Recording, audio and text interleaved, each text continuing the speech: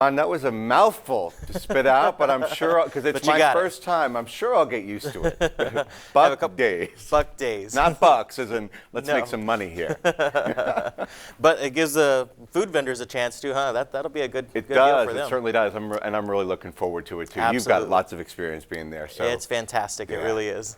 All right, as we take a look at what we have going on downtown this morning, not bad as far as the fog is concerned. More fog for the inland folks this morning, and that's bringing visibility down to about 1 to 2 miles for the inland locations right around Jim Wells County into portions of B County and Claybrook County as well. So just use caution. It's a live look here in downtown Corpus Christi. We do have some of that light fog in place, but it's not dropping visibility too bad.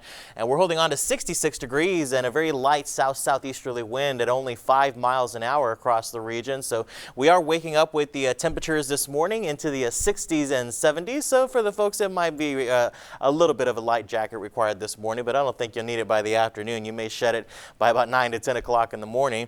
Even our water temperature is still holding on to 76 degrees, and notice 73 from Rockport down to Port Aransas Naval Air Station for our friends out in the Bluff as well.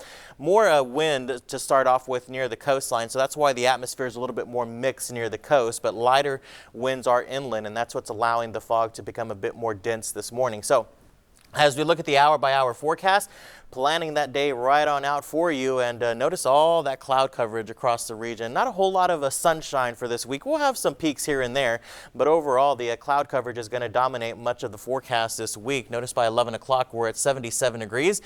Pretty nice southeasterly breeze at 13 miles an hour, and that does increase to breezy levels later on this afternoon. But again, all the cloud coverage stays with us, and despite the clouds, we're still going to be above normal as we top out right at about 83, 84 degrees for us here in Corpus Christi, about 76 off in Port Aransas, and as I mentioned, despite the cloud coverage, it's still going to be pretty hot inland as we talk for those afternoon high temperatures around George West, Alice, and even Falfurrias, Freer as well, into those lower 90s later on this afternoon. So again, a bit of a breeze for today. That'll be the same on Tuesday.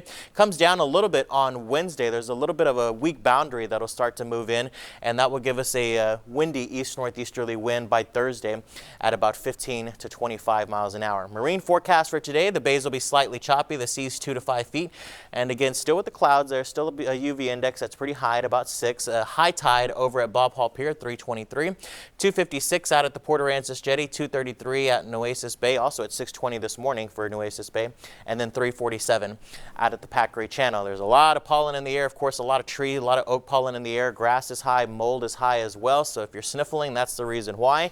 Lots of cloud coverage off to the west of us.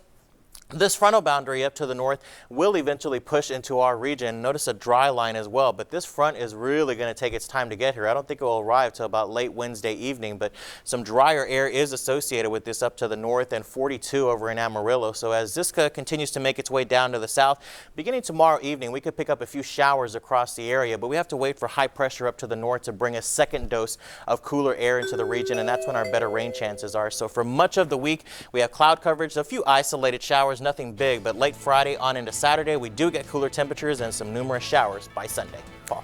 All right, Juan, thank you so much.